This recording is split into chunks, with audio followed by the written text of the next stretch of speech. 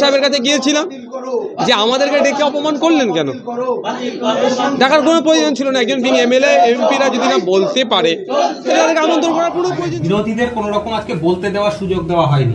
এটা নিয়মই নেই, এটা নিয়মই নেই যে তারা বলবে আর আমরা শুনবো, আমরা এ করবো, এটা হয় না।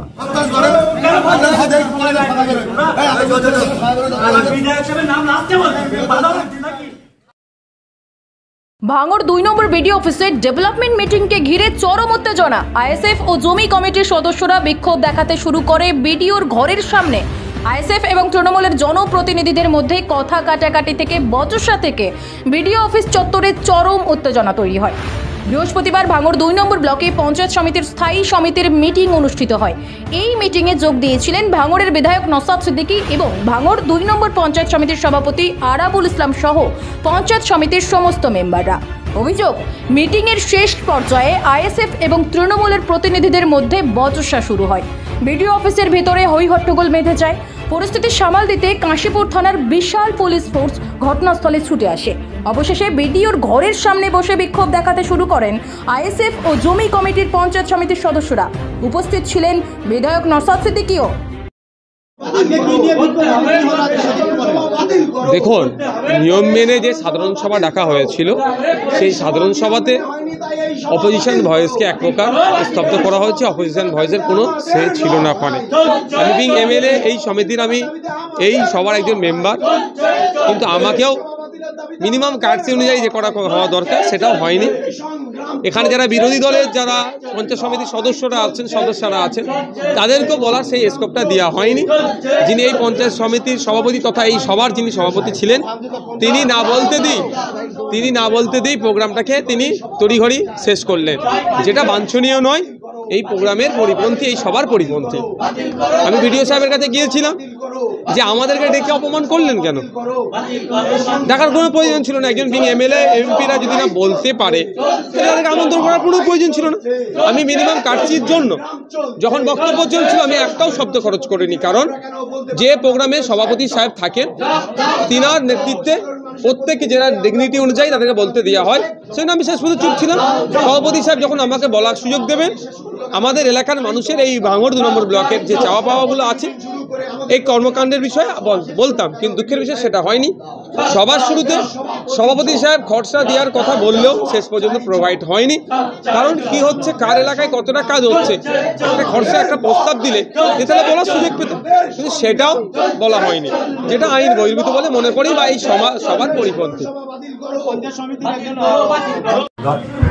পঞ্চায়েত সমিতির 22 জন আমাদের মেম্বার, ওদের জমি 3 জন হচ্ছে পঞ্চায়েত।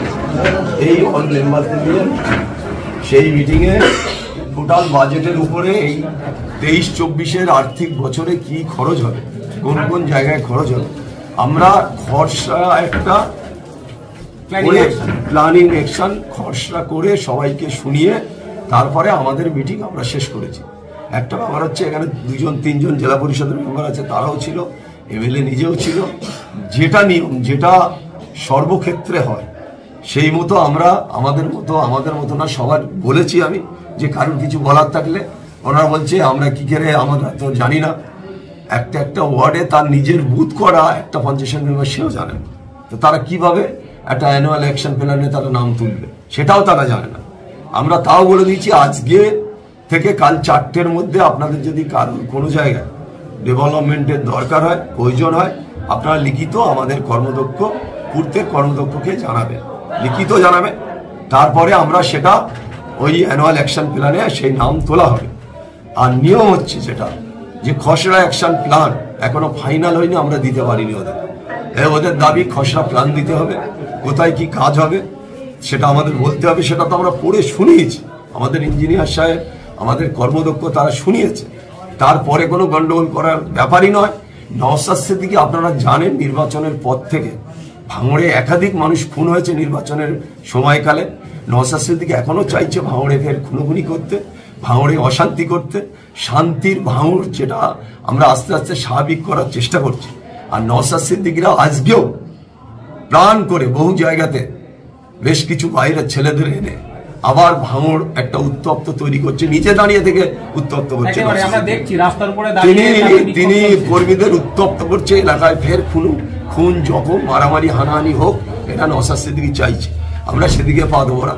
আমরা অলরেডি প্রশাসনকে বলেছি, বিডিওকে বলেছি, শান্তিপূর্ণ আমাদের মিটিং হয়েছে, আর্থিক যেটা আমাদের বাজেট মিটিং আমাদের সেটা হয়েছে শান্তিপূর্ণভাবে। এবারে অশান্তি করার চেষ্টা করলে আমরা কোনো রকম ভাবে তাদের রিয়াদ করব না। কিন্তু নওশাদ সহ আইএসএফ এর বক্তব্য যে মানে বিরোধীদের কোন রকম আজকে বলতে দেওয়ার সুযোগ দেওয়া হয়নি। এটা নিয়মই নেই, এটা নিয়মই নেই যে তারা বলবে আর আমরা শুনবো, আমরা এ করবো, এটা হয় না।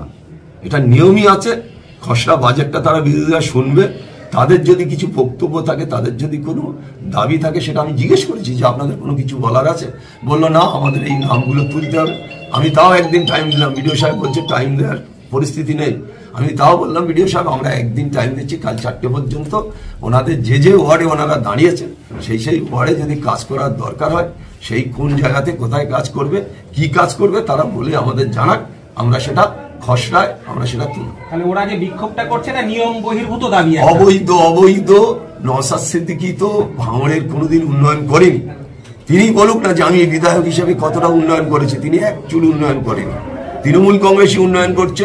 আপনারা দেখেছেন যে জমি কমিটি পোলেয়ার 2-তে আমরা সেখানে 25টা রাস্তা দিয়েছি, কলার রাস্তা। সেখানে আমরা তো বঞ্চিত করিনি যে আমরা জিতিনি ওই অঞ্চলে করব না, আমরা সেখানে 25টা কলার রাস্তা দিয়েছি। আজকের ঘটনার পর প্রশাসন যথেষ্ট উদ্বেগে রয়েছে যে ভাঙড় কি নতুন করে আবার অশান্তি ছড়াবে কিনা। সেটা আমরা হতে দেবো না। আমরা সবাই মিলে, ভাঙড়ের মানুষ সবাই মিলে, যেখানে আমরা ক্ষমতায় আছি 10টা মধ্যে 9টা অঞ্চল জিতে আছি, পঞ্চায়েত সমিতি আমরা আছি, অল কর্মদক্ষ, অল পঞ্চায়েত সমিতি, অল প্রধান আজকে মিটিংয়ে উপস্থিত হয়েছে। তারপরেও যদি এরা নোংরাম করে, পরবর্তীতে আমরা আমাদের মতো চিন্তা ভাবনা আমাদের থাকবে। আজকে আমাদেরকে সচিবের পক্ষ থেকে চিঠি এসেছিল আমাদের কাছে। সেই চিঠিতে ছিল যে আজকে অ্যানুয়াল প্ল্যান অ্যাকশনের একটা জেনারেল সভা হবে, সেই সভা থেকে কাজের কোন কাজ কখন কিভাবে করতে হবে, এলাকার কোন কাজ করা জরুরি, সেই বিষয়ে একটা মিটিং আজকে হয়েছে।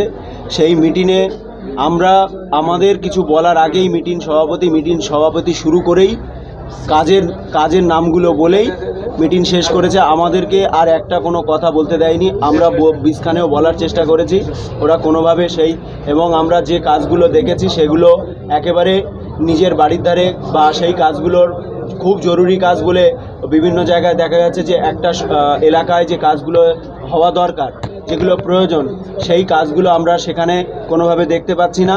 দ্বিতীয় হচ্ছে যে এই কাজগুলোর আমরা খসড়া চেয়েছিলাম, সেটাও ওরা দেয়নি। মিটিংটা যেভাবে সাধারণ সভাটা হওয়া উচিত, কোনোভাবেই ওরা আইন মেনে এই সভাটা করেনি। সভাপতি মিটিং শুরু করে নিজেই সভা শেষ করেছে। বাকি যাদেরকে আমন্ত্রিত করা হয়েছে তাদের কাউকেই বলতে দেওয়া হয়নি।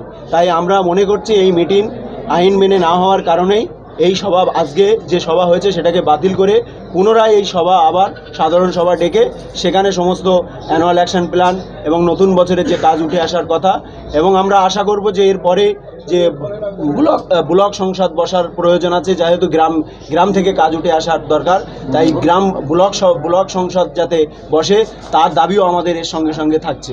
এই সমস্ত দাবি নিয়ে আমরা আজকে এই অবস্থান করেছি। আজকে আমরা যতক্ষণ পর্যন্ত বিডিও সাহেব বা সভাপতি সাহেবের কোনো আশ্বাস আমরা না পাচ্ছি, ততক্ষণ এই অবস্থান আমাদের চলবে। আমার নাম মোহাম্মদ নিজামুদ্দিন মোল্লা, জমি কমিটি সমিতির সদস্য মেম্বার। ওখানে মিটিং সুন্দর সুষ্ঠুভাবে শেষ হওয়ার পর ওখানে ওই আইএসএফের একজন পঞ্চায়েত সমিতির মেম্বার বিডিও সাহেব এবং সভাপতি সাহেবের উদ্দেশ্যে কুরুচিকর বাজে ভাষা ব্যবহার করছিল। আমি সেখানে বলেছি যে বাজে ভাষা ব্যবহার করার কোনো প্রয়োজন নেই, কোনো কিছু নেই।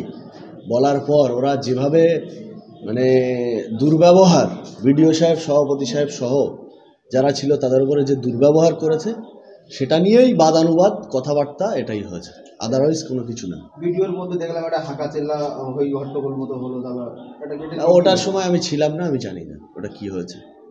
কি মিটিংটা ছিল আজকে? আজকে একটা জেনারেল মিটিং ছিল, সাধারণ সভা যেটাকে বলে, সাধারণ সভা ছিল পঞ্চায়েত সমিতির। নওশাদ সিদ্দিকী তারা অভিযোগ করছে যে সভাপতি সাহেব বক্তব্য রাখার পর আর নাকি বিরোধীদের কোনো বক্তব্য রাখতে দেওয়া হয়। এখানে সভাপতি সাহেবের বক্তব্য রাখার এটা নিয়মটাই যেটা আছে, সেটাই নিয়ম অনুযায়ী যা যা করার সেটা হয়েছে। বিডিও স্যার ওখানে উপস্থিত ছিলেন, জয়েন্ট বিডিও স্যার ছিলেন। যেভাবে জেলা পরিষদের একজন মেম্বার বিরোধী পঞ্চায়েত সমিতির একজন সদস্যর প্রতি যেভাবে আক্রমণাত্মক হয়ে উঠেছিল, যেভাবে অশ্লীল ভাষায় গালাগালিজ করেছে, কোনোভাবেই কাম্য নয়।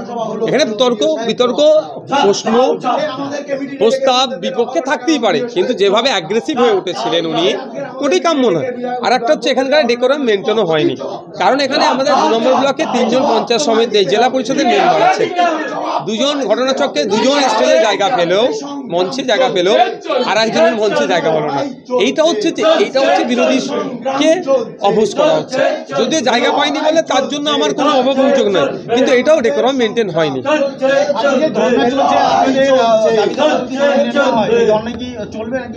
দেখুন, ব্যাপারটা হচ্ছে এখানে যারা পঞ্চায়েত সমিতি থেকে যারা জিতে এসেছেন, মানুষের ভোট নিয়ে যারা এসেছেন, তাদের পক্ষ থেকে ধর্ণা চলছে। এখানে কোন দল সেটা বড় কথা নয়।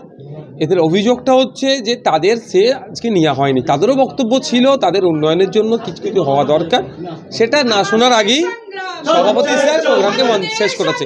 সেগুলো বিডিও স্যারের কাছে এসে জানিয়েছিলেন, কিন্তু আপনারা দেখছেন আপনাদের প্রিয় চ্যানেল ইনসাফ টিভি, সত্যের সাথে ন্যায়ের পথে। প্লিজ চ্যানেলটিকে সাবস্ক্রাইব করুন আর পাশে থাকা বেল বাটনটি বাজিয়ে দিতে একদম ভুলবেন না।